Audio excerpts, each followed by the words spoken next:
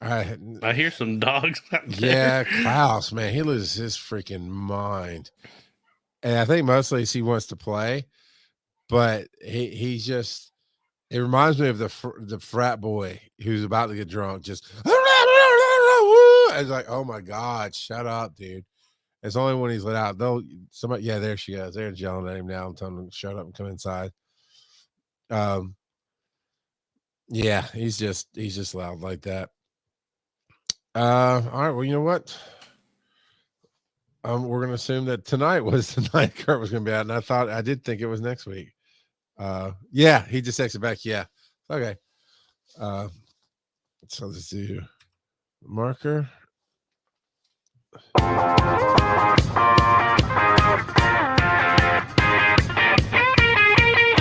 Get ready to laugh out loud with Wise and Nerdy, the show hosted by two hilarious dads who bring their unique blend of wit, wisdom, and nerdiness to the airwaves. From sharing hilarious anecdotes about their own experiences to giving advice on navigating the ups and downs of life, these two dads have got you covered. But that's not all. They're also obsessed with all things nerdy, from comic books and sci-fi movies to video and board games. So whether you're a fellow dad, a pop culture fanatic, or just in need of a good laugh, this is Wise and Nerdy. And now let's have some fun. Look, I am the cold daddy tonight, and I'm watching Joe change note after note in the show notes as we got prepped for the show. Now, I have no idea what we're talking about. Joe says he's bringing the wisdom tonight. I just say I'm the cold daddy. So He's just like crank it up, baby. Let's go. Oh man, so you were catching me up a little bit before the show on the Patreon part of the recording about your job position and everything else. So that was a nice little catch up there. It's true. And one of my teammates said they're gonna start listening to us. So guess I better watch what I say. I mean, it's not like you didn't it's not like you haven't told the truth about things. In my opinion, I don't work with you because I wouldn't want you talking about me. But but also it's not like you said anything bad about anything. Most of us don't even know where you work, except in that dank room you call a basement. It's true, I do work in this basement, but I think I've mentioned it a couple times where I work.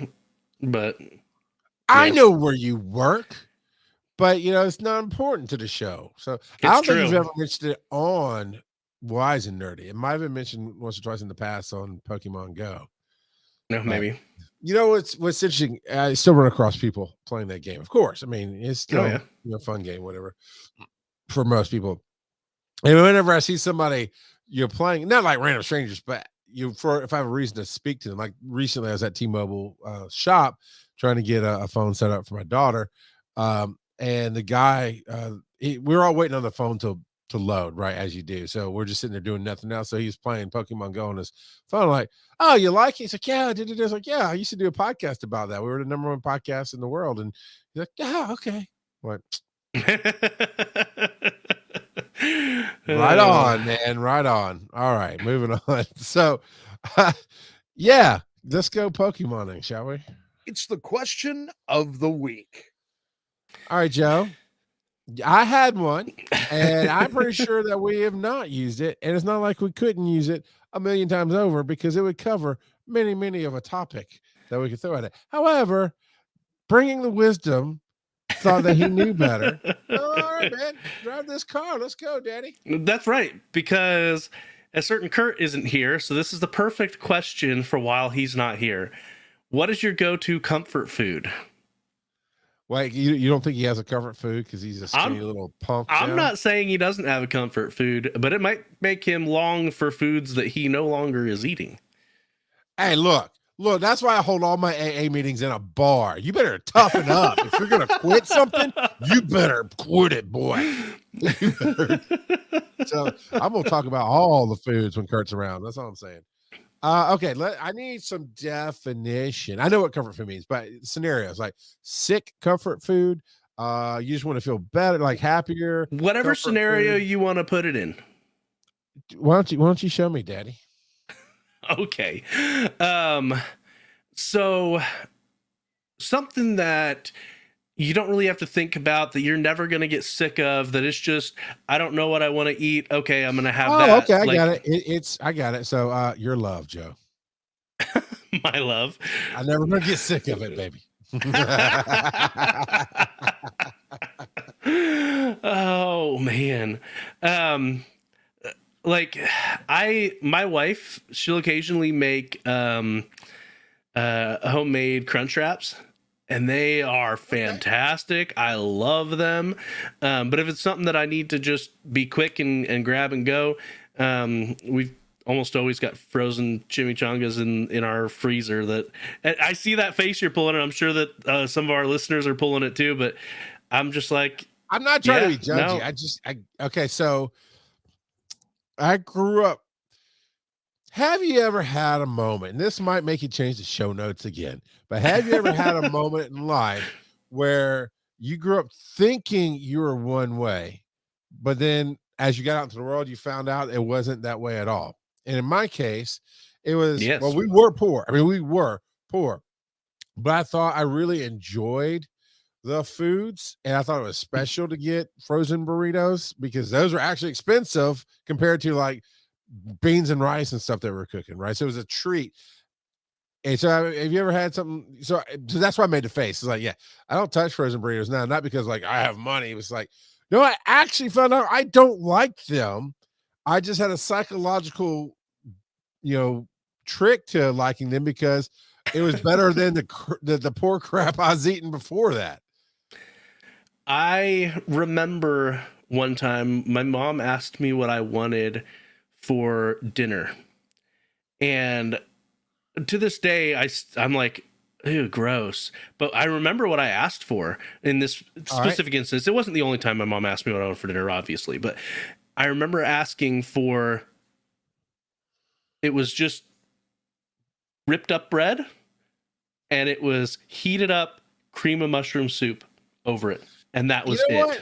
I have seen, that's like an actual thing. It sounds horrible. I've actually, that's not like a kid making that up in their brain. That's something that people have made before. There's a name for that dish or something. No, I had it before. Like, it wasn't just something I came up with or anything like that. I'm like, hey, I remember liking that. But I remember, because I didn't know how it was made, I remember asking my mom, can you leave the mushrooms out? Because I didn't know it was cream of mushroom.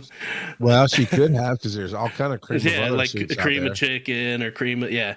But nowadays I'm like, no. Yeah. No. Yeah. I was just going to say, yeah, we said no. All right. So my comfort food, dude, my go-to is 100% Taco Bell all the time. Love Taco Bell. I've worked at multiple fast food places, Chick-fil-A being one of them. I don't hate Chick-fil-A actually. And I will say is actually, for everybody who wants to say it's hate chicken and this and that. Look, I'm not talking about the corporate crap. I'm talking about ground level in the store. There's still federal work laws that dictate how things go. And I'm going to tell you, I worked with a gay guy at Chick-fil-A, and they treated him just like they treated me, and it was fine. That being said, I don't hate the food, but I was never a huge fan of Chick-fil-A. My wife is. But Taco Bell, I literally lost one of my first EMT jobs from being young and dumb, and they didn't want to deal with it. And this, that, the other. And the only job I could find while I was still looking for EMT jobs was at Taco Bell. And I had to serve my former co-workers tacos, across the counter. And that was pride hurting. But I still, to this day, I'll eat everything there. I don't even check my bag for my order, because whatever you put in there is probably about $10 worth of food, and I'll eat it. I wanted this one thing, but that's okay. I'll eat everything there. And to that they've point, just gotten so expensive lately. Everything is, but so you're right. Everything's gone up in price. But one thing that I've been really digging lately is we've been getting coupons in the mail for Subway, and it was. Well, this WN brought to you by Subway. We're not touching kids. We just eat sandwiches. Well, and it's 3 footlongs for $18 is the coupon. That's a good deal. And it's not just like their super cheapo used to be $5 footlongs. It's most of their stuff, as long as it doesn't have like avocado on it, basically. All right, 1%er. That you grew up actually eating cream of mushroom soup. We had to have rice and beans. Look, there's no such thing as the cheapo $5 footlong. Those were still solid sandwiches. Oh yeah, no, I used to frequent Subway a lot when they had the $5 footlongs, and I remember when they went up to like $6.50, $7, and I was like, nope. And so I hadn't been back to Subway in a long time, and then we got these coupons in the mail, and we've been going probably once a month for the past 3-4 months because these coupons are awesome. And it is on average, in my experience, at the cheapest fast food out there, basically. Unless you go to Little Caesars. Little Caesars is probably one of the cheapest, and you can get like a 6 or 7 hot and ready pizza, which for the amount of food you get versus like a meal from one person makes it cheaper, comparatively. But on average, it's $12 to $15 for a combo anywhere you go, man. And it does kill me. It does. And yeah, I have a little bit of that back in my day. But I remember being in college, right? Which is 20 years ago. But I remember being in college, and it was like, hey, all my friends are doing stuff for the weekend. I've got nothing to do. So I am going to go rent. There used to be a place called Kangaroo Video. I think it was a small chain of video stores that you could go rent 5 for 5, something like that. 5 DVDs for 5 nights for, I don't think it was $5. I think it was probably closer to 10, but basically I could get a bunch of movies, right? For relatively low cost. And so I get a handful of movies. I go to Taco Bell, and I am not lying to you, man, because I was cheap and broke. For $12, I got enough Taco Bell to feed me Friday night and feed me Saturday morning and maybe even Saturday lunch, and now it's like the box, I love how they're so used to be think outside the box, and now they have the Cravings box deals, but the boxes are just easy to grab and go. Those things are $10, $11, and I'll eat one of those in a meal. Yeah, right? And they used to be like $5. Yeah, but yeah. Well, and like even do you remember in late 90s? I'm talking like 97, 98ish. McDonald's had those days of the week where their hamburgers were like 28 cents and their cheeseburgers were 38 cents. Do you remember that? Kind of, yeah. Oh man, I remember my dad would take us there maybe once a month or so, and he'd just roll up and be like, give me 25, and then people would be like, what? Morning or something. Well, no, because these were at night, but it was like a Tuesday and a Wednesday. A Tuesday or something where it's slower. Because they wanted you to get in, because they knew you'd probably buy a drink and fries on top of that kind of thing. Yeah, that didn't work for us. My dad just rolled up and be like, give me 25. Yeah, people like us ruined that. My wife and I are the same way. It's like, oh, you're gonna give me a quarter for a burger? I'll just take the burger, please. We're done. Out we go. We used to do the birthday runarounds where you set up for all the birthday clubs and get a free fry and a free drink and a free sandwich. And if it said with purchase, all right, we'll purchase like a drink or something to get the freebie. And we would go all around town on one day and get a ton of free food and not spend hardly anything, because as long as you did not have to make a purchase, we didn't make a purchase. So, but yeah, comfort food is definitely just, if I'm out and about and I'm hungry and it's just me, it's always Taco Bell. But there's definitely times where like, I really want Taco Bell. And even interestingly enough, to that point, you talked about asking your mom for a dinner. I don't know where my mom got the recipes, poor people food, but this is one of the things I just love it. My wife has made it so much better because it has flavor. But you basically, we call it enchilada bake, and it's probably actually called that, but I just say we call that just in case somebody's like, well, I grew up calling it something else. Come on the show, rate us, like us, follow, and subscribe, and then I'll listen to you, fool. All right, so you brown the meat, you make basically taco meat, essentially, wrap it in burritos, line the whole pan with that, and then pour a bunch of extra chili sauce on top of it and layer it with shredded cheese, and you bake it. But it comes up because the chili sauce permeates the flour tortilla. Just is ooey, gooey, chewy, just hot and gooey. Oh, it's so good. So good. So yeah, I mean, to this day, it's still one of my favorite meals. And it's, it fills a whole 10 by 12 glass baking dish, right? Or 12, what are those? 12-inch baking dishes, whatever they're. So yeah, That's one of my go-tos. I see two people watching and they're not even chatting. You know what? I'm gonna tell your mom. You wait till your mom gets home if you're not gonna chat. I'm telling you what. Roll that dice. What do you love? I don't know, Kurt. Can you dig it? I don't know, Mini Kurt. Is that the way you think about? We've got to fix this stuff, dude. We really do. It's what do you think about? Yeah. Yeah. We're a mess when it comes to doing this show. Okay. Well, crap. You know what? It's on there. I kind of wanted to deal with this one with Kurt, but just because I thought he'd have some interesting things to say, but it's fine. So I wrote this one many times. Just well, so I mean, I can pull an audible. You ready? I got a what do you think about? All right, you do that while I tell everybody about how I come up with some of these. So after we finish the show and we're still recording for patrons, there's no telling what we get into. And last night was very, very fun. Last Thursday night, Joe and Kurt enacted an SCP scenario where I had powers and it was fun. And that was written with the help of AI by Divakate.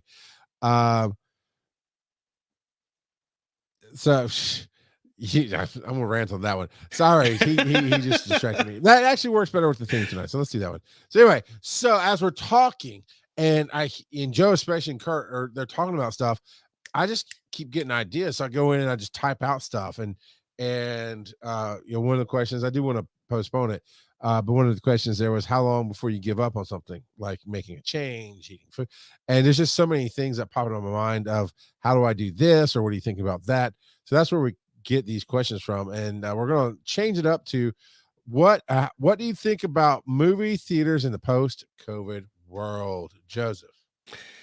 Yeah, because clearly I think, and maybe this is just me projecting, but I think the world as a whole has changed how they view movie theaters in general. And again, this could just be me projecting, but I used to make sure to be there for like every Marvel movie and a few others. And I used to go probably about once a month ish but ever since COVID and everything, ever since Movie Pass, you're not wrong. Darn Movie Pass. They're back. They're calling your name, Joe. Yeah, they send me emails every now and again. I'm like, man, I don't trust you. Once burned, I'm done. Yeah, they do. I don't care if you're under new management. But no, I just don't find myself caring. Like I'll just wait until it comes to one of my streaming services now. I think the last thing I saw in theaters was Spider-Man No Way Home, because I knew that none of my streaming services at the time were going to get it anytime soon. And so I was like, let's go see it. Plus, I mean, it was Spider-Man and it looked phenomenal and it ended up being phenomenal. But I mean, when did that come out? Like 2 years ago now? Sure. I don't go to the theaters near what I used to. No, I've talked about this in other scenarios and maybe even on this show. Is theater is not what it used to be, which is special, right? Not every town had one. I grew up at some point. I grew up in a small little town was a medium-sized town called Tifton, and it had a little tech college down there, and it had some other stuff. And so they had a little 4-theater movie theater, and you back in that time in the 90s and 2000s, and man, really until the internet really blew up mid 2000s, you really wouldn't know sometimes that a movie was coming out. You would say, oh, well, let's see what's playing. And you call the movie phone or you get your newspaper or wherever you found the information. And you're like, oh my God, there's a new Batman. I had no idea.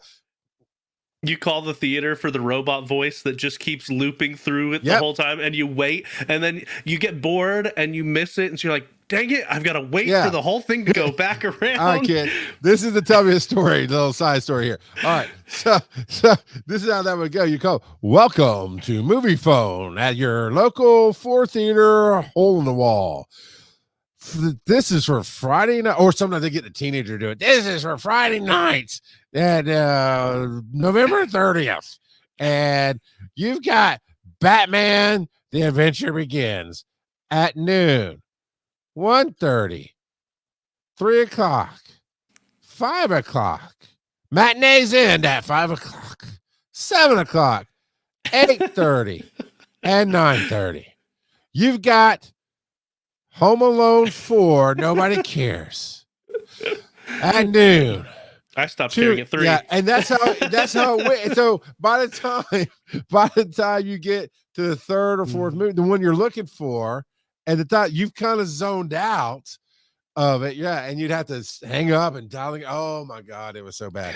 So yeah, but the thing was, the adventure was you would make sure you were there for the previews, right? Because that was the only real way you could get hyped that something was coming. And I remember to this day the first Hulk, the Ang Lee Hulk that came out, right?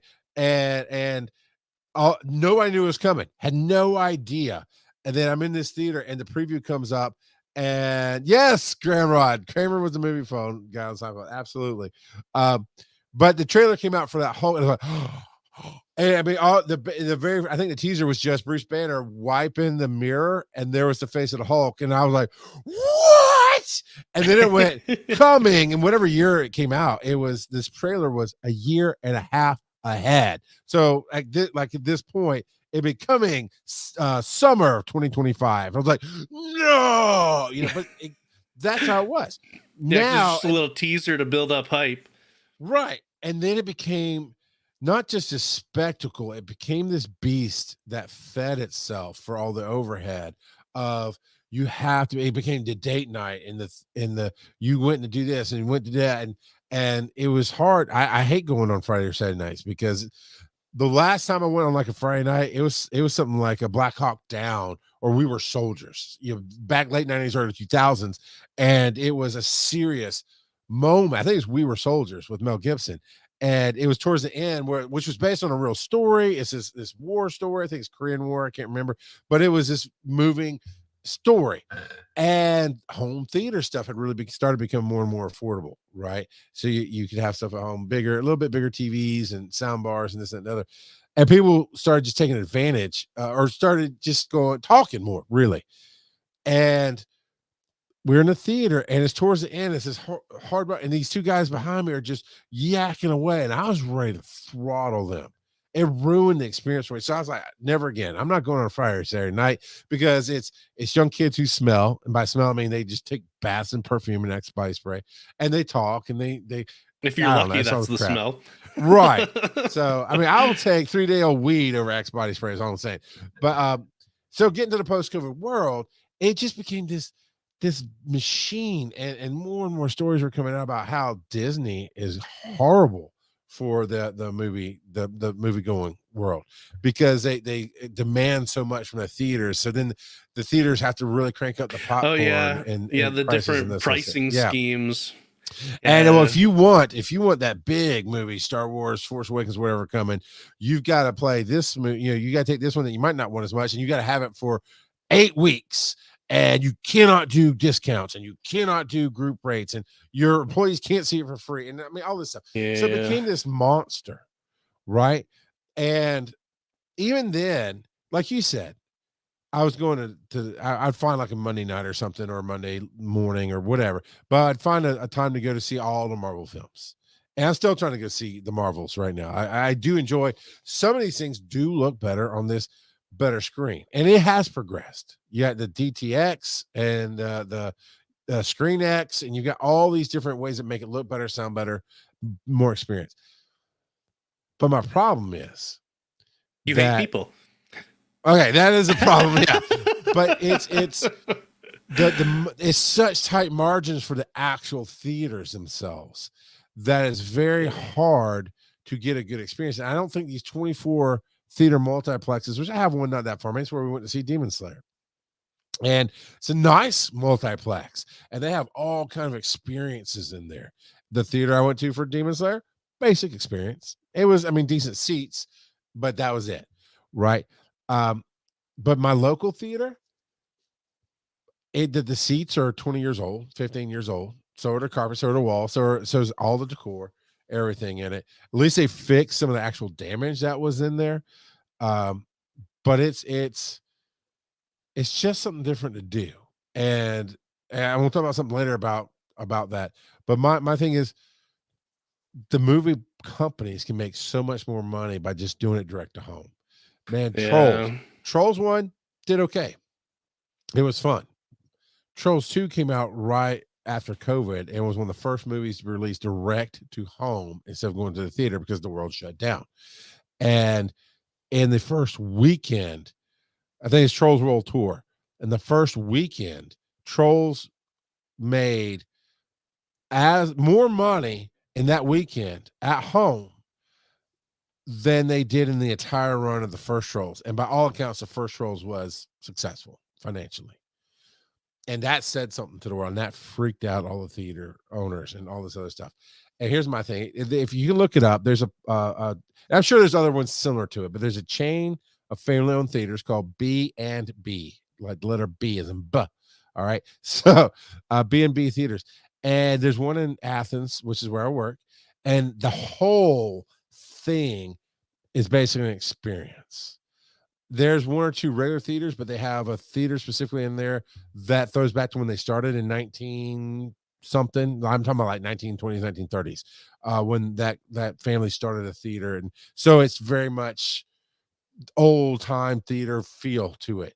They have this thing called Screen X, which I yet to try, that has screens on the side wall as well as the front wall. They have Lyric, which is all chaise lounges, and you can only have 30 people in there total.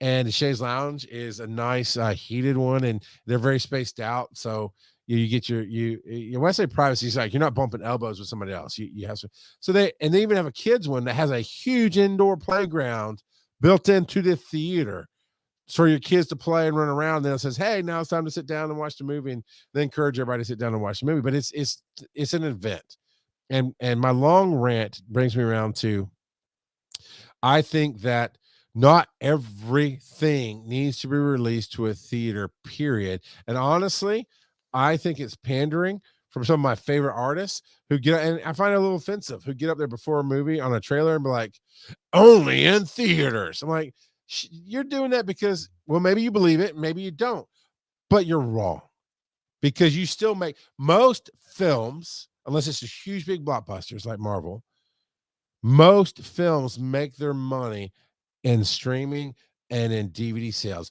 What is that? Why we just had a big actor strike that shut things down for a while? Yeah, because their contracts didn't build in streaming. Remember the last strike before this one, Joe? You remember what it's about? Nope. DVD sales and Blu-ray sales, because their initial contracts weren't set up because they didn't see that coming. And so when DVD and Blu-ray started coming, they weren't getting pieces of that. So that was that strike. The last huge one. I know Scarlett Johansson sued Marvel Studios for Black Widow because it wasn't in her contract any of the profits for streaming. Right. It was. Granted, that big was cut. She was getting points on the back end for like the theater stuff, and it didn't go to theaters.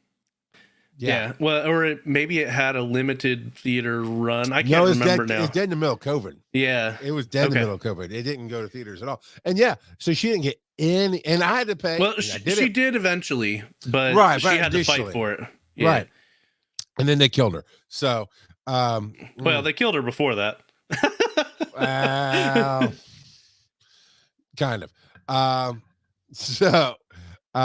You're probably right. But yeah. And so that's what this strike ultimately came around about. I mean, there's other pieces of it, like don't let AI take writers' jobs and so on and so forth, which AI is not there yet. I'm just telling you. But yeah. So the money is still there. So it all works together. That's what I think about theaters in the post-COVID world. Is we don't need them as much as they're there. We need it. To me, it needs to be an experience. You need to have a reason to go see a film in a theater. And that being said, I am a member of the AMC A-listers club and get the 3 movies a week, which honestly, if you get 3 movies in a month, it's paid for itself and you get some free stuff, but you've overcome the price barrier there. And so I do go to more movies, but if I didn't have that, I wouldn't be going to nearly as many movies as I do. And I will say that I'm gonna throw this back to you, Joe. It's not just a theater experience, right? But you talk about how you used to always go for the Marvel movies and the Star Wars, but there's some oversaturation of that, right? When we've gone to opening nights 3 to 4 times a year, when that's out of our norm, that just kind of goes, I can wait. I can wait a little bit to see it. I can wait till it's on streaming to see it. Well, and I'm Marvel's taking a downturn anyway, so it's like, meh, I'll wait to see it. I disagree for the entertainment level, but not everything in Marvel needs to be in the theaters. Loki has been phenomenal. I have really liked Loki in a TV format, right? Yeah, but I do think a lot of their movies have been pretty lackluster lately. But that does beg the question that could any of their movies that weren't that, and that, what, I'm not going to argue quality because I it's subjective, right? I enjoy, like, people like the dog on Thor Dark World. I still enjoy it. So there's a perspective thing, right? But there's definitely been experiences of these movies that didn't necessarily need to be in the theater that could have been a Disney Plus debut, and honestly probably been received better. And you talk about being at home. I don't know what your setup is, but I know my setup is an okay soundbar, $150, $200, nothing major. Because I think nothing major because I priced them. They're as expensive as TVs now if you really want the nice stuff. I've got a nice middle of the road TV, and it's 75 inches. And it's a 4K TV, and I can pause the movie when we want to take a bathroom break. I don't have to put up with anybody else's smells and stinks or noise. And I can sit on my own. Just my own, exactly. And I can sit on my comfortable couch and not onto a chair that may or may not be broken in my experience. So that all competes. Yeah. Well, you know what time it is? Roll that dice. Random dice time. What are you nerding out about now? Well, Joe, since we're talking about theaters, I'll go ahead. I listen mine second. Like, I go first every week, but then you call an audible and it works out. Okay, man, I will tell you this. This is what I'm talking about. Now, I am a shareholder in AMC. It's a very risky venture, and I'm not putting a ton of money into it. But I believe if I'm going to give you my consumer dollars, like I do with the like a ongoing thing, like I do the AMC A-listers, right? It's like, well, I'm going to invest a little bit in their long-term success and see what happens. And so I am a shareholder there, and we get some specialty things every once in a while. Like I'll get a free drink just because I'm a shareholder every once in a while, so on and so forth. Now, I wish instead of just being shareholders where they're talking to business, they would send out surveys like, hey, we've got these ideas. As a shareholder, what do you think? Because you're invested in our success. I would have loved to know about this beforehand, but I talked about it a few weeks ago, AMC Screen Unseen. And when I talked about it then, you Googled it and like, and there was not a lot of information out about it. So it is on scheduled. It's not like surprise random nights, but it is on random nights. It's not like every Monday. It's not like every other Monday as yet anyway. So far my experience has been it's a Monday night. And I went to the first one, talked about that. That was Next Goal Scores. And it was basically a sneak preview of 2 weeks ahead of advance of its wide release. And it was a very good film. And I didn't realize that they showed it to you before it was released. At the time when I talked about it on the show, I didn't realize either. I looked it up later. Because I was talking to some, I don't know. I know what it was. I saw an ad for it on TikTok, which is usually like the TikTok movie ads are typically about a week before the release. I'm like, why is this showing up here? So I'd figured it'd been out for a while. I was just kind of figuring it's like, hey, maybe it didn't do quite as well and they're showing it again. No, they showed it 2 weeks ahead of general release. Cool. Also a bit of an indie film. Phenomenal. Enjoyed it. And that's part of I think that's part of the magic of Screen Unseen. You don't go in with preconceived notions. You literally have no idea what you're going to watch. As you pointed out when we talked about it last, you know the rating of it, and that's it. And the rating and the date, and that's it. So that was PG-13. This one was rated R. Aaron and I both enjoyed that experience. So we're like, we're going to try again. And we went ahead and signed up and got our seats this time ahead of time because it wasn't a full theater, but people like our seats, and we like our seats. So, screw you, Under Rock got a podcast, and they're my seats. So I wanted to get tickets ahead of time. So we did that. And we got there, and again, it's a mishmash of different previews, and it's a bit of an indie scene. This one was called American Fiction, and I'd seen one, maybe two previews for it, and knew about it. You will not like that film, but I thought it was a very great commentary on media and how biased. I don't mean like news media, but how when I don't know, it's hard to explain. It's a great commentary. The premise is, I lost his name. I love this actor too. He was in Westworld as one of the main characters. And I can't think of other stuff he's in, but he's a writer and a professor at this college, and he's trying to really push people to think and this and that and the other, and he writes critically acclaimed books that nobody buys.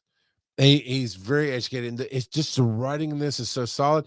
And the premise of the movie is he can't sell his newest book, and nobody's wanting to pick it up. And then this thing splashes down that is so over the top, dumb. Jeffrey Wright, thank you. Yes, Joe. Jeffrey Wright. So it was so over the top, dumb, and it's taking just the most ignorant look at African American society and putting it in this book. It's saying stuff like "ain't it?" and "I was going to." I mean, it very much sounded like the 1950s and 60s, where they were Song of the South kind of thing. Yes, Amasa, and those kind of things.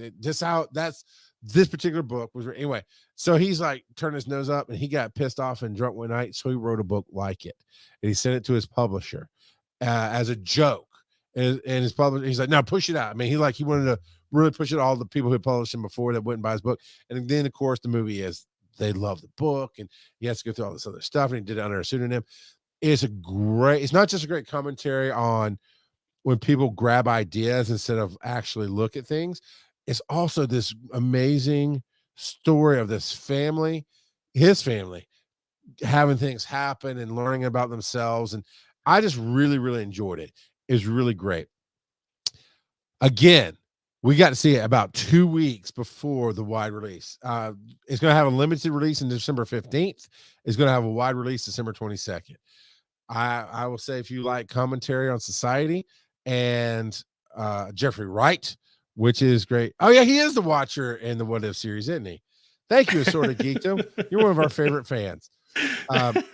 So that's what I'm geeking about right now. Is one thing is, when you're looking at trends, one is a picture. It's just a moment in time. Two is kind of like a video, if you will, of your vacation. It's a moment in time, but it's more details to it. You have to have 3 times or more to start a trend. So if the third time they do this, it's kind of an indie film. And I say kind of, because it did have some good distribution. It has some money behind it, but it's not a blockbuster film. And if it's still done 2 to 3 weeks before the wide release, I'm in. I'm 100% in, because I'm going to turn into the movie reviewer. That's easy advice to give. I'm surprised they're able to do that. I mean, I'm sure they worked out. Yeah, I was gonna say, I'm sure they've worked out something, but yeah. And again, it's all it is hype, right? Because what did I do? I came back home and talked about Next Goal Scores and how great it was, and that's got the Sundance Film Award and this and that, the other. This one, when I looked it up, it was all you. You hyped it up, and now that's it's right. And now it's great. American Fiction. The place. I mean, it's been shown at a ton of film festivals, presumably to garner attention and to get distribution, which it got. It's going to be distributed widely in December 22nd. But yeah, I'm sure there's going to be a film like, the film was okay, but the experience of no preconceived notions, hey, let's go and see what's up. Both of these films, this is the part I said earlier I was going to talk about later. Both of these films were something that hit my radar. I was like, that looks interesting, but I would not choose to spend my money to go to a theater to see it. And I might not choose to use my passes and make time to go see it if there's something else that caught my eye, you know? But because you can't use your passes, or can you use your passes for the screen unseen stuff? Your I can use it for everything. Oh, okay, awesome. For the A-lister, yeah. For at AMC for the A-lister, I can go with no restrictions. I can go to the debuts. The Fathom events is different. Fathom events is just they sell the tickets. They're just hosted there. Got it. But so like Demon Slayer, I couldn't use it. But everything else, the IMAXs, the opening nights, all that stuff, I can use my passes on. So yeah, we use it on the screen unseen and we go to it. Which if you don't have passes, as you pointed out, Joe, I think it's $5 a ticket. Oh, that's not bad at all.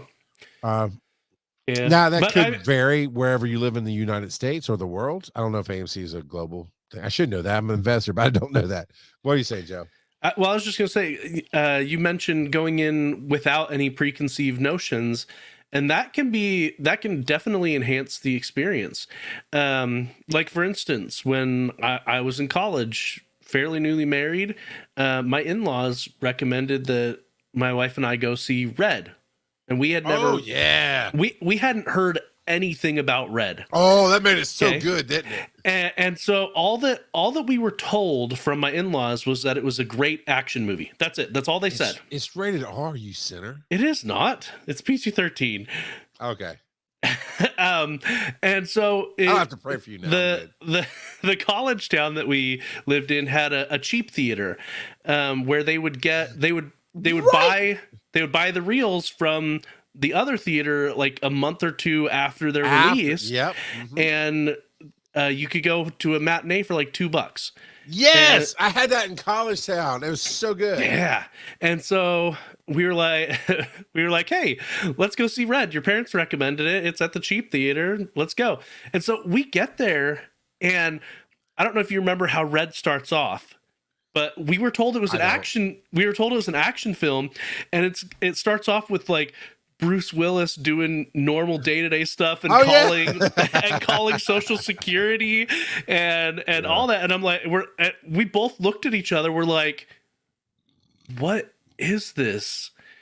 And then, I mean, there's that moment where Red just flips on a dime and you're like, oh, this is what it is. It's such a good movie. So good. Was it Red or Red 2 where it starts off? It must be Red 2. Maybe it's a different film. There, Bruce Willis is sitting in a chair talking to somebody, and that's basically the middle of the film that they come back to, but he's telling the story. They definitely don't come back to the beginning in Red. So maybe in 2 or maybe in something different, but yeah. So, but that's and you know what, to finish up the whole experience of post-COVID theater, maybe that's what I love about the screen unseen is basically unseen. Now, I might know that such and such movies coming out this summer, you know, the blockbuster summer of Lethal Weapon and Batman, and there are some other big ones that come out all the same year that we know that we saw previews a year ago or a few months ago. We know it's coming. We're excited, but it's still that no preconceived notion. You didn't have the bombardment of the internet and you didn't have at the time 15 different installments in the franchise. The only thing that had that basically was James Bond, right? And they changed up how those were done every few years. So I think maybe that's why I love it. And they did a thing a couple years before COVID. Aaron and I have always been the card members at AMC to get the points and whatever Stubs. The Stubs members when it was free. And I think then you start paying a little bit for it at some point. We're like, yeah, it's worth it to get some discounts or whatever. But because we're Stubs members, we got invited to some indie film screenings. That basically is what this is, essentially. And for free. It's like, hey, you're a member. We'd like for you to come see this movie. And I watched 2 independent films with Mark Ruffalo in them that were phenomenal back then. So that whole no preconceived notions, let's just go have an enjoyable night out. That's kind of the second part of what theater should be. Besides that experience, it should be easy. Here's just something fun to try. That's different, and let you talk about it later. But you are going real old school. Yeah. So my wife and I started rewatching. This is probably our third time watching Psych on Prime Video. It's so fun, right? It is so good. I think we're on season 3 now. I can't remember how many seasons there are. Plus, there's the movie afterwards. But man, I love Psych. It is hilarious, and like we occasionally were like, hey, do we want to watch something else? And we're like, no, we need to laugh today. And so just Psych is awesome.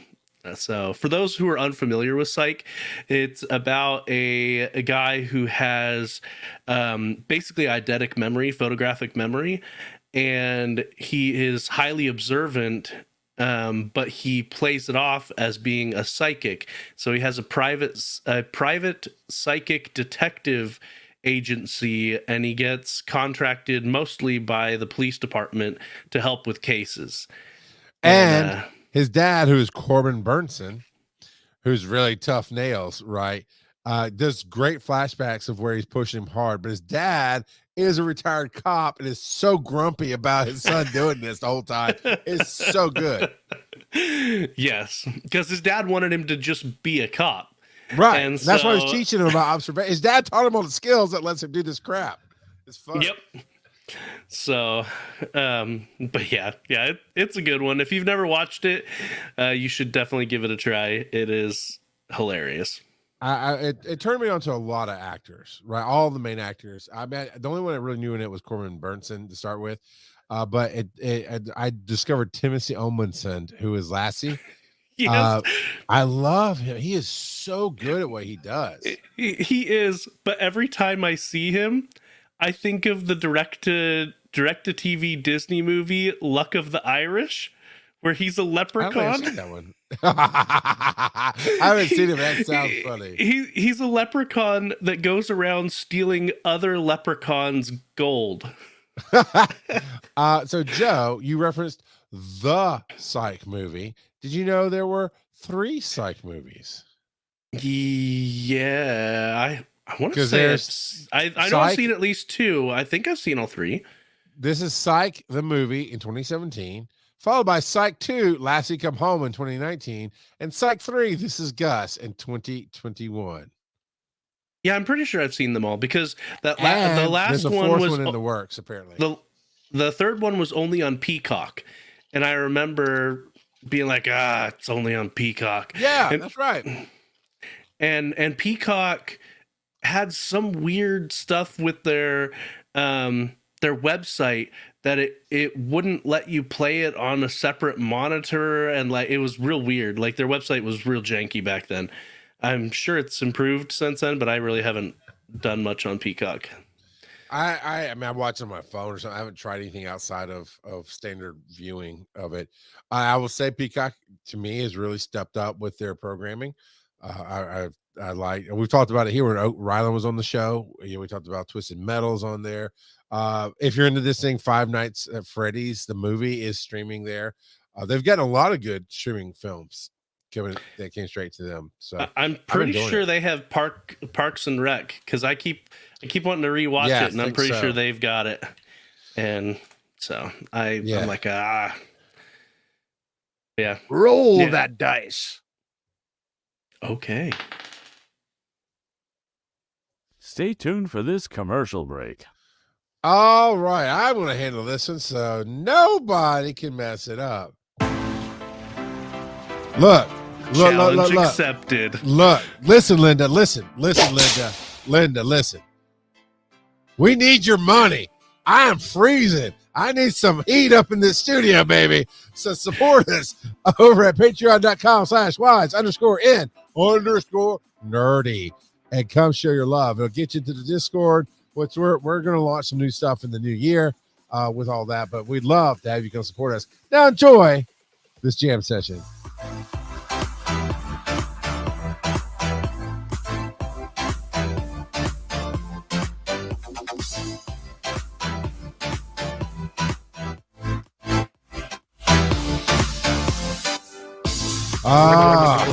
Nice little brain refresher right there.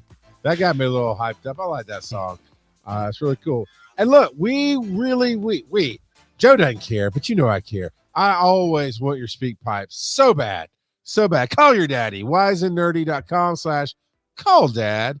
And we'd love to have your voice on the show. And that's one of my favorite parts. I love to hear from you. So come on and do that jam. Joe, what's next? Your face. All right, here's my face. Daddy. Help me, Daddy. Help me, Daddy. Wait, am I the butt face? That's what Joe has to ask every time he interrupts me. What's next, Joe? Come on, roll that dice. Let Daddy decide. All Which is right. actually, how do I now? Yep. How do I live without you? So, Joe, it was almost a year ago that I broke down. It wasn't a year ago. It's like the spring, It maybe. was like over a year ago. Was it? I thought it was like maybe the spring. But, you and I together for the show many years ago, purchased a 3D printer. And we did some cool stuff with it. It's a lot of fun. But I was like, you know what? I'm really not using it. I'm not fulfilling my end of the bargain. We did share the purchase of this. I think you should have it in your basement so you can have fun with your kids. And you seem to be more of a responsible adult when we do stuff for the show like that. And I brought it to How you. little do you know me? Right. I brought it to you. And I don't regret it. I'm not once going, man, I wish I had that back. Not one single time. But Joe, how long did it take you to set that thing up? How do I get into 3D printing? Ever. And really, I just needed to reorganize stuff so that I had somewhere to set it up, which is what I did this past week. Is I finally set up, and it really is an entry level 3D printer. Like if you Google what's a good starting printer, they're like, oh, get the Creality Ender 3, which is what we've got, and it's a fantastic little printer. It's pretty solid, yeah. Yeah, don't expect to print anything huge on it unless you're breaking it up into segments, but it is a fantastic little printer. And so I finally got it set up, and you left it with the chip in it, and so I went ahead and just said print one of the Squirtles that you already have loaded in. I promise, there's nothing weird on that little card. I don't know.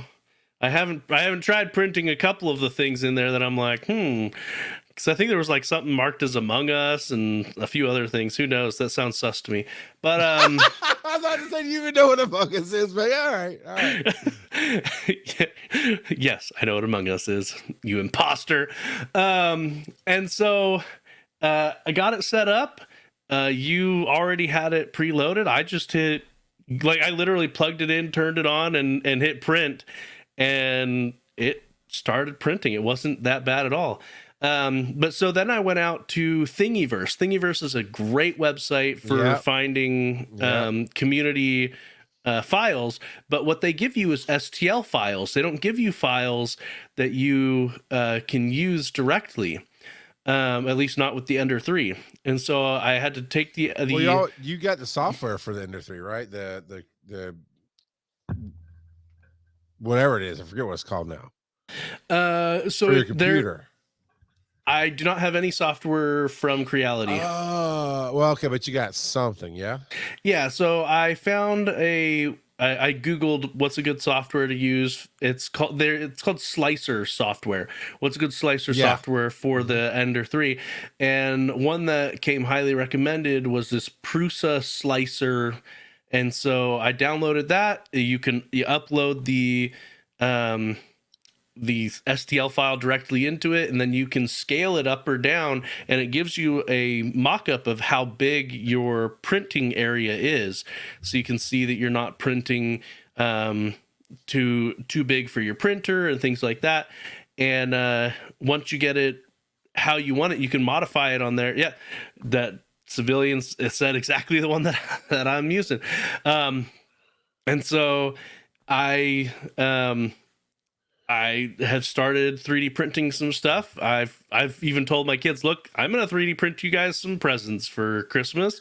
Yeah, you And did. There you go. and so I've started 3D printing a few things here and there. I went ahead and ordered $80 something worth of filament so that I had the right colors I for. brought you all. Oh, you're probably doing something specific. Gotcha.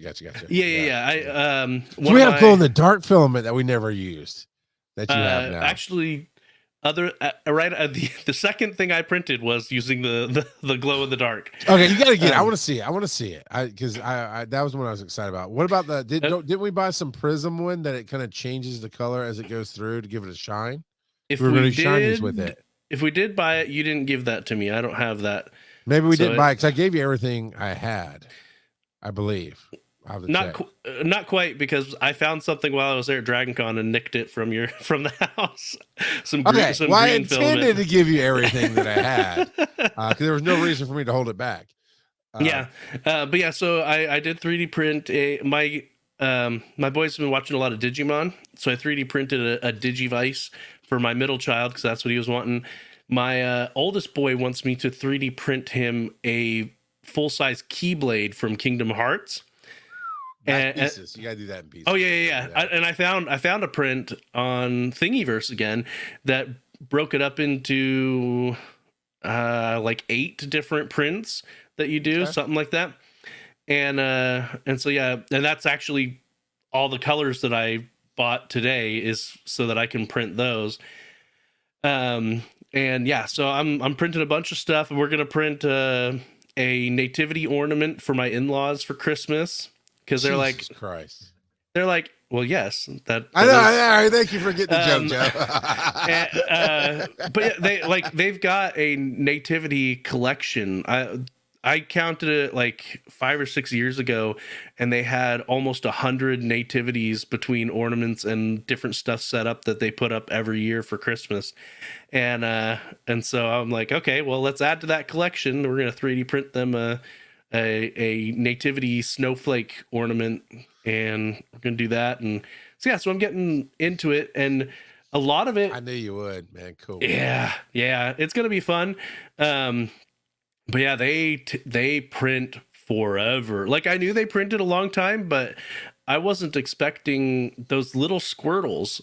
You had it so it would print 2 at a time, but they're literally like 2.5, 3 inches tall, and it took like 5.5 or 6 hours, to print those. And I was like, holy cow! So now you can't adjust. So that's this. How do I get to 3D printing? And there's a rabbit hole you can go down. And I want to talk about leveling here in a second. But yeah, you can actually. There's so many settings that you can use on the. I don't think I used the Persa one. I think I used the one that was from Creality that I just liked the best. It just worked for my brain, and you can move things around, whatever. But you can change some settings in it to print faster, to print thinner, to do all kind of stuff. If you really how much fill that you're doing and all that. Yep. Yeah. And I'm not that. That's why I was like, yeah, this thing is a cool toy for me. But I knew once you got into it, at least for a little while, you would actually use it more like it's designed. Because I will have one at some other point because it's just fun to go, you know what? That sounds cool. I'm going to print a Deadpool rubber ducky, and but I'll do it like once a year. But yeah, you're already, because I don't want to paint them either. I'm not that guy, but I think you and your kids would have fun crafts day painting the figurines that you built. Yeah. Well, and I agree with Civilian. I need to learn how to do more 3D modeling so that I can make my own stuff as well. Yeah, Ebbett's really good at that. He helped me before with some files and whatnot. Now I'll tell you, there's a Microsoft 3D program that comes with Windows, and it's actually pretty easy to use in this sense. Okay, again, I never started from scratch. I always got some kind of STL file that somebody else did, right? But I don't know if that particular Squirtle you printed had the Pokemon Go logo in its back, embedded in its back. But if it did, that's the one I went to. I was like, okay, I can't just have this thing standing out as a square. That's not good for me. But I wanted it, as we were giving away for the show, I wanted our branding to be on it and look nice. Nice is always key to me. And I went to the Microsoft 3D printer and very easily figured out how to put our logo in, emboss it so that it's more of an indentation or cutout in there, and then had it sink into the back instead of stand out. So it was exactly what I wanted, where you printed the shell of the Squirtle rather, and right in the middle of the shell was our logo, and it looked appropriate. And it did really well with that. So if there's a place for you to start there. If you want to start actually doing your own models, it's actually I'm on my Windows right now. I can look it up, but you know what? I'm not going. I should make a custom one based on the TikTok you sent me the other day. Squirtle with a saxophone. I knew you'd like that one. I knew you'd like that one. You should print our faces, our logo up for the show. But yeah, our Discord popped that in as well. Did you see that? The Civilian who's here live also put the video of that same Squirtle. TikTok? Yeah. Well, so you sent me the TikTok, and you guys were within like half a day of each other sending it out to me, and I was like, that's funny. That's we know you well, man. So like I want to get the leveling in a second too, but the Among Us ones. So just to give you an idea of how cool this can be if your brain can design in this kind of space. Like some people can draw, and that's a 2D thing. Some people can animate. Some people can sculpt, and you kind of have to have that creative level of being able to see it before you do it. But those Among Us ones, they are characters. They come in two pieces, and they are characters, and you can make them die by taking them apart. And when they come apart, it's the just bone like sticks out. The bone sticks out, and that's what connects them in the first place. And yeah, it's nifty stuff. So leveling is important. How did you figure out how to level the platform? I didn't. I just hit print and it worked. Well, you're fortunate because it is important because that's what will get it eventually once it gets off level. That's what'll mess up the printer nozzle, and it'll kind of start being stringy and go out. There's a program on there because I did some research when I first got it, looked at some YouTube videos, and if you Google how do I balance my Creality Ender Pro 3, a bunch of videos pop up that I'm sure are all good. I don't know if any one of these are the ones I watched or not, but they're talking about that Z-axis and X-axis leveling. So there's a program on that card. I don't remember what it's called, but it probably says something about leveling or something like that. And here's what I learned about it. You basically want to take like cardstock, like a business card, right? And just something that thick. You can go a little bit thinner if you want. And each side of the plate, there's either 4 or 6 places that you can adjust for it to kind of go up and down. I can't remember. And this thing all the program does is have the nozzle go out and touch, and it'll stop and it'll wait for you to input. You checked it. And when it goes to the corner, you try to slide that card. And you want that card to just make that little scraping sound, and you'll feel it on the nozzle. So it's just that thin going between the plate and the nozzle. And you adjust it, because if it just flies through, that's too far apart. And if you can't get it in, it's too close. So you want the nozzle just far enough off the plate that card scrapes. So you adjust the plate. So you adjust each corner, and then it goes to the middle and you adjust, and then it does it again for you to check everything. So there's a program on there to help you with that, but you may want to watch some videos to get some better understanding, because ultimately you need it. And I've heard so many things about glass plates that the things come off just so much easier off a glass plate or a plate mat. You can put a magnetic plate mat on it, which of course you got to level it differently because the mat adds just a tiny bit on top of it, right? But the plate mat I never got, but I wanted, because coming straight off of the plate, as you can see, there's marks on it where it's had to be scraped, and that where it overly stuck to the plate, and you want it to stick, but not overly stick and not too loose. So, the mat the mat will come off and bring the pieces with it, and then you can kind of bend the mat and crack them off, and it helps some. There was a Squirtle or two that lost its foot in the process because it didn't get off the plate good. There was still some blue filament on the plate when I got it. Yeah, so it can be really tough to clean sometimes.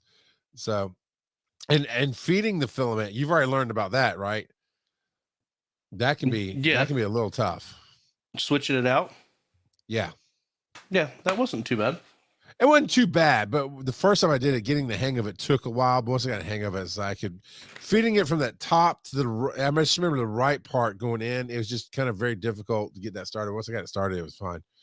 So yeah, I did buy a new plate, so it actually just came today. what kind of plate is it? A metal plate, glass plate? It's metal.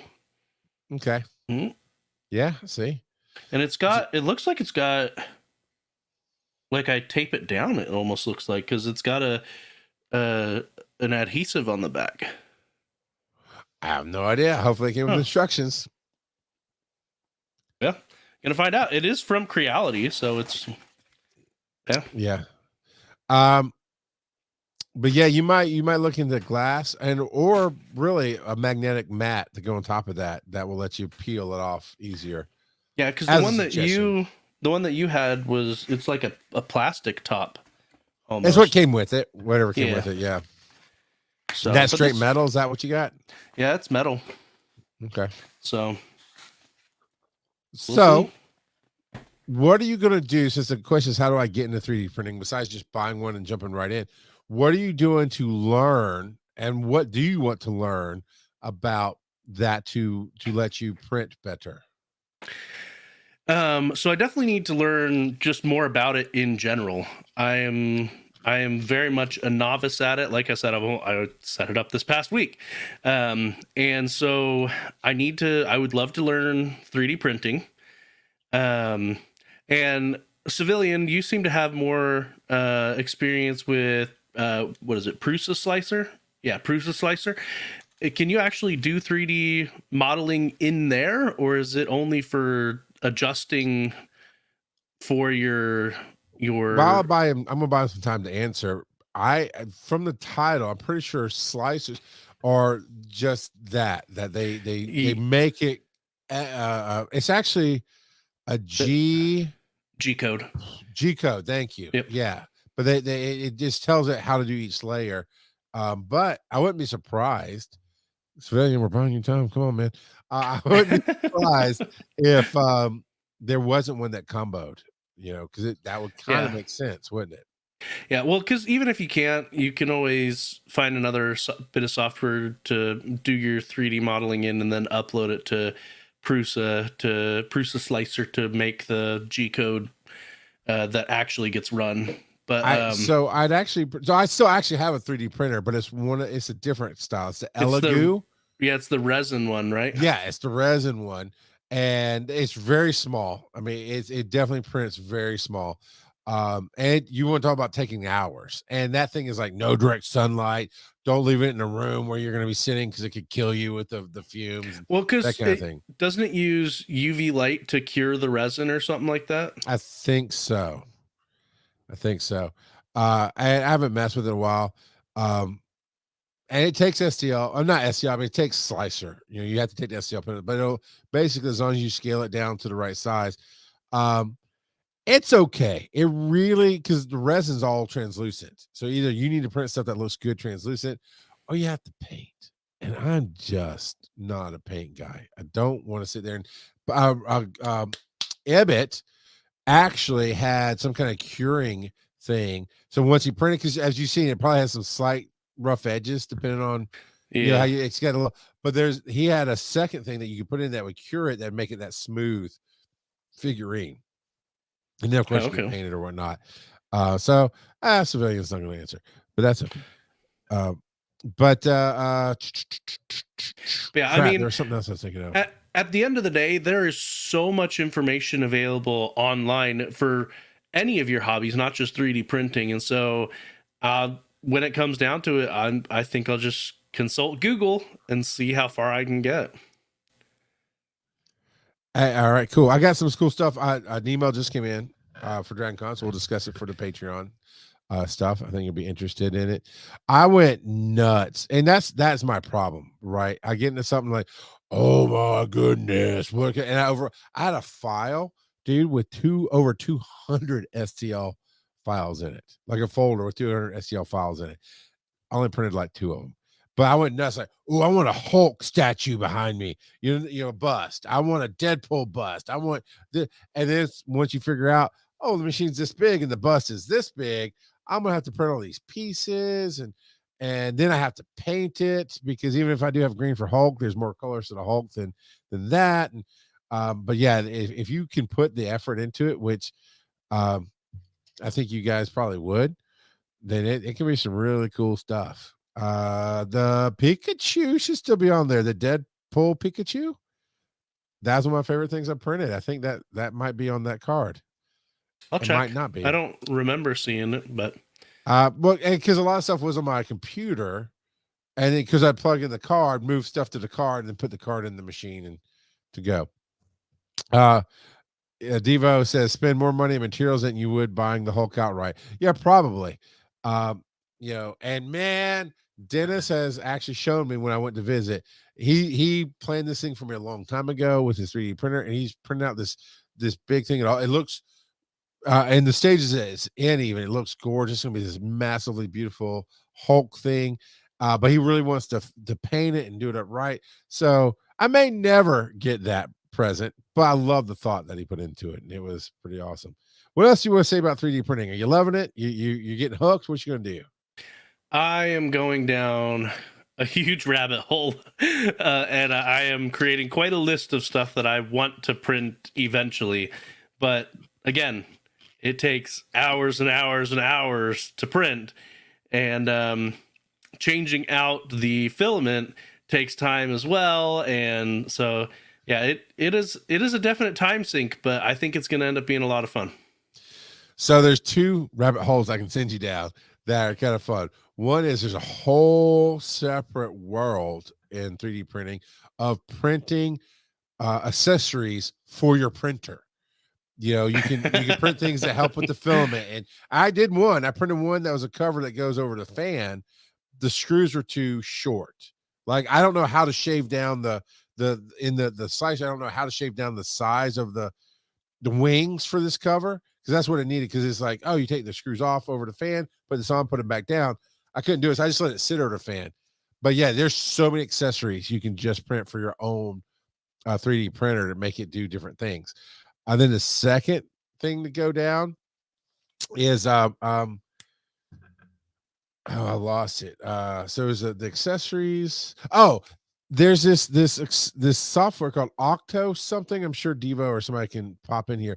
But basically you can put this little camera on it, and this Octo whatever software can take the video from the camera and actually in certain printers feed information back. So you don't have to pull the card in and out. You can actually do you can be like upstairs on your phone or your laptop and go watch your printer printing and see, oh, it stopped. I need to go put in filament. Or, you know what? I'm not printing anything. I'm going to send this file over there and start printing a Deadpool Pikachu or whatever. That's another rabbit hole you can really spend a lot of man hours diving into and learning and spend money on getting stuff. So yeah, I had a coworker who had set up a webcam so that he could check the progress of his 3D printer and stuff from his phone. But yeah, I never did that. I just found it very interesting. Roll that dice.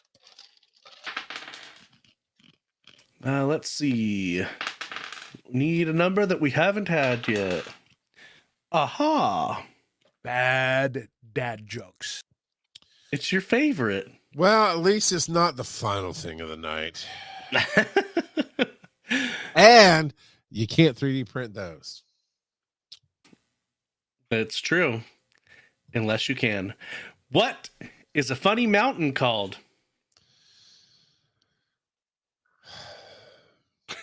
HILL-arious. The joy on your face. It's hard to even be mad at how bad that joke is because the joy on your face is just childlike. Devo says brilliant. No, Devo, it wasn't. But you enjoyed it. So that brings us to bowling stories. Daddy, tell me a story. Now, this is one I felt like all three of us had stories about somehow, some way. Is that something that resonates with you, Joe? Or yeah, do we need to grab? Okay. I don't quite remember why I wrote it. That's one of those things where we're after show and Oh, yeah. So tell me, Daddy Joe, tell me some bowling stories. Yeah. So I think you wrote this down because we were briefly talking about how Kurt was in a bowling league for a while and bowled real high. Like I'm usually blackout drunk after the bad dad joke, so I don't remember. You gotta take something to dull the pain. Hey, we all make it through that segment one way or the other. Oh man. Yeah. So bowling, one of the first things that makes me think of is when I served a mission trip for my church. I was in an area where one of the church members owned the local bowling area. And so he let us come there once a week and bowl for 2 hours for free. And so we'd go there just about every week on a Wednesday and bowl for 2 hours, and he'd give us 2 lanes for 2 hours. And so every now and again some more missionaries from around would come with us, but usually it was just the 3 of us that were there in the local area. And we got to the point where we would bowl so fast that we would get in those 2 hours 14 games. So what is wrong with you? 7 games on each lane, basically. Were you like Hulk arms? Well, one arm anyway. I mean, come on. How did you not damage your arms wrist? were very sore by the end. But we would try all kinds of weird throws, and I got to the point where I could put a spin on it pretty good, although I looked weird doing it because I have short stubby fingers, so I couldn't hold it how a normal person would hold the ball. But yeah, it was pretty good. The highest I ever bowled though was just above 200, so nothing like Kurt with his, what I think he said like 270 or something was his highest score. But yeah, did a lot of bowling while I was in that area, and I was there for about 6 months if I remember right. So yeah, lots of bowling. I did some bowling growing up. Back in my day, maybe that's a butt one. Yeah, back in my day, the PBA, right, Professional Bowling Association, was a big thing coming up in the 80s and 90s, and it would be on TV, and you flip through like ABC on Saturday afternoons. I think there'd be Saturday morning cartoons, and Saturday afternoons you'd have the bowling tournaments on there, and just like you have golf and stuff now. And I remember watching some of that and watching these guys curve the ball and this and other. Never really grabbed me, but it looked like fun. I don't really remember much about bowling until college age. And Friday nights they started doing the black light bowling and stuff, and I hated it. Not because of the lights. The lights are kind of cool, but it's because you're there with a bunch of friends and you want to hang out and talk, and it's like blah, blah, blah, blah, with all this music, and it's like, oh my God, this is not a club. It's giving me a headache. And I'm a big guy, right? So you know more about bowling. You've met me. What size bowling ball should I basically use to bowl with? So I actually asked the guy who owned the bowling alley, because he had been a professional bowler for a little while, him and his wife apparently. And so I asked them, I was like, what should I do? And he said, honestly, you should take whatever the heaviest is that you can still get good handling with.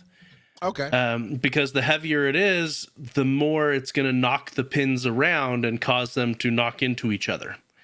All right. And so that's what I was told. And so I went from bowling with like a 12 to bowling with a 16 by the end of those 6 months. Although generally nowadays I stick with about a 14 because I can handle that a bit better than a 16. But okay, I didn't know that. So that's good advice. That makes sense. I always assume bigger guys, I guess maybe I kind of naturally assume what they're talking about, that use the bigger, heavier balls. And of course it's measured in weight, and so anywhere between like a 11 to a 14. I don't pay rent that way. And if you got to be here to know what I'm referring to, because it's in the live chat, and that's it. Moving on. So, but I just it hurts because I just don't bowl very often. So when you're talking about getting 2 hours of time, you're talking about really with me and my wife, and at most points just 2 kids at any given time. It was rare to have all 4 kids go with us to bowl or whatever. You're doing 2 or 3 games because one now I love having little kids because I can put the bumpers up, and with the bumpers up, baby, I can bowl pretty well. With the gutters up, I do okay. I actually do okay now. I think my best without bumpers, my best was like 150, 140. I'm not great, because I just don't do it often. The coolest thing about bowling for me is my bowling shoes. I have bowling shoes that have white skulls on the sides of them that really light up with a black light. They look great. I'm too heavy to get the slide down, where I can't do the slide. So I keep whatever. So I just, my wrist hurts, my arm hurts with a 13 or 14. So I like to get the little 8-pound balls and palm them like a basketball. And the first time I did this was when I was in college, and you can imagine, wild, crazy, wouldn't impress the girls, whatever. So I grabbed an 8 or 9-pound ball, palmed it, and took it and just sidearmed it, and it went down the alley and went boom, boom, boom, crash, and it made the loudest sound when it hit the pins, and everybody's like, "Oh my God, you're getting us kicked out!" And and I didn't get us kicked out. We didn't get in trouble at all. But nowadays, if you stay on TikTok or YouTube or Vine or anything, I know Vine's not around, but it's there too. Yeah, I didn't do anything that's going to get us kicked out, because there's people who fool around that hit the TVs with the ball. I've seen them hit the roof tiles with the ball. Favorite? You keep putting in bowling stuff. What is your favorite bowling movie or moment? I mean, as far as movie goes, and it's not a bowling movie per se, but Mystery Men. Yeah, fantastic. I want that ball. Movie. You cannot find that ball. So good. Oh, but I'm sure towards the movie there's out. So good. Yeah. If you've never seen Mystery Men, look it up. It is a it is a spoof movie of a superhero movie, but do you know who the bad guy is? It has some big actors in it. Yeah. Period. Janine Garofalo is one of the main. She's the bowler. Yeah. It is. I mean, Ben Stiller. It's got a lot of it has a ton of people. It has Kel. I can't remember what his actual name is. But like, yeah, it's got Eddie Izzard is the bad guy. Is a villain. Oh yeah. Yep. But yeah, no, it's got a bunch of people. William H. Macy. It's got Paul Rubens in it. Awesome. I forgot. Yes, I agree with you. It's underrated. It's fun. It's great. My favorite bowling moment: Bill and Ted's Excellent Adventure with Napoleon. He goes, he slides, mirror. He's just pounding it, and everybody's just laughing at him. I love that scene so much at the bowling alley with Napoleon. So good. Well, and some of their superpowers, and I put air quotes in there. I hope the podcast people can hear that, but they're just it's so ridiculous.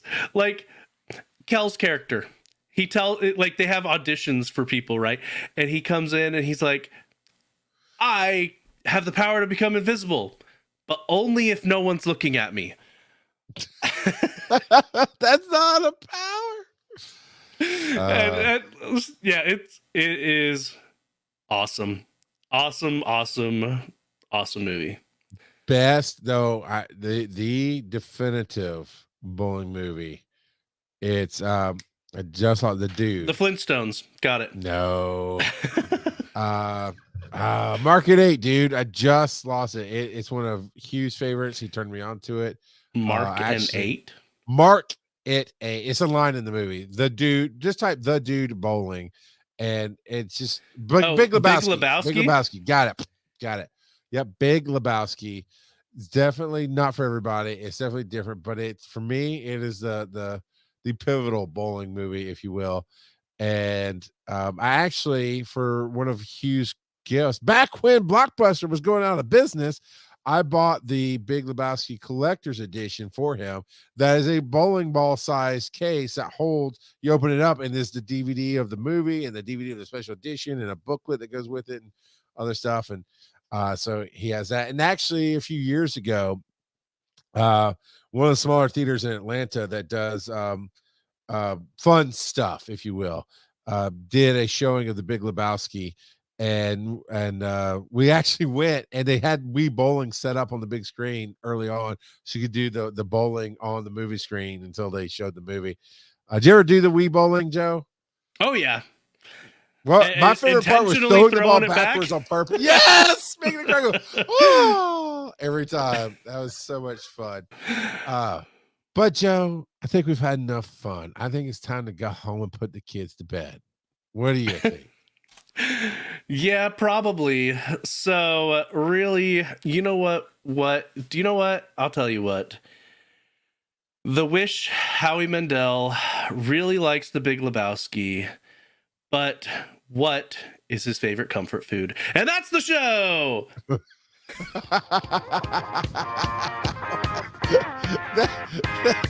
Oh man.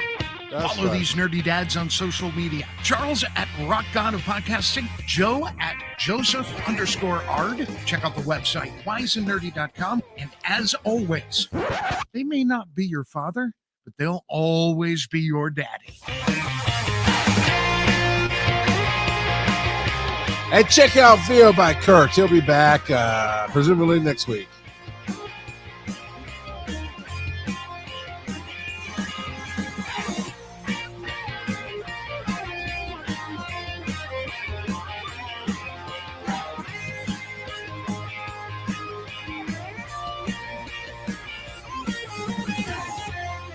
You crossed the line. Mark it 8, dude.